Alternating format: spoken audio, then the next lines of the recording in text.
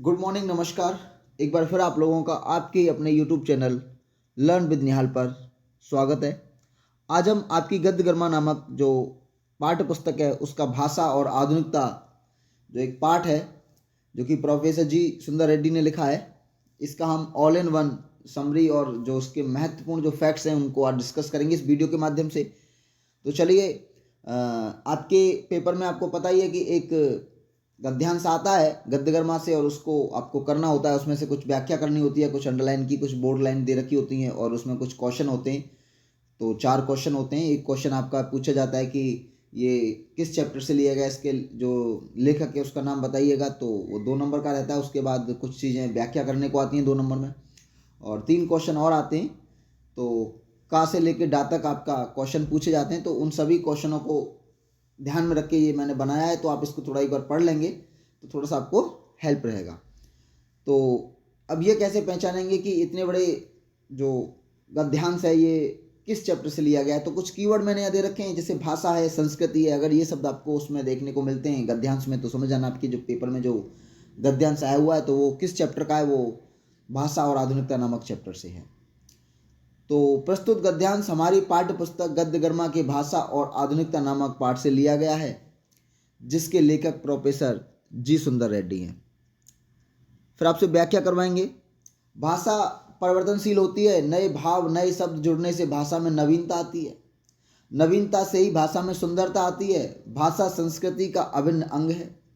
नए नए वैज्ञानिक आविष्कार न केवल संस्कृति को प्रभावित करते हैं बल्कि उसे परिवर्तित भी करते हैं।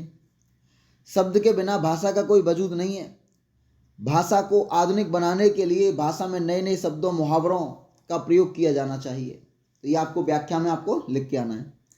फिर आपसे क्वेश्चन पूछ सकते हैं, संस्कृति परिवर्तनशील और गतिशील होती है कि संस्कृति कैसी होती है। तो संस्कृति परिवर्तनशील और गतिशील होती है। देखो, प्रत्येक संस्कृति में परिवर्तन होता है। जैसे कि हमारी जो है कुछ परंपराएं हैं। जैसे हिंदुस्तान में बहुत सारे स्टेट हैं, जैसे कि अब हमारा यूपी है, बिहार है, मध्य प्रदेश है। तो इनमें अपनी अलग अलग संस्कृति है।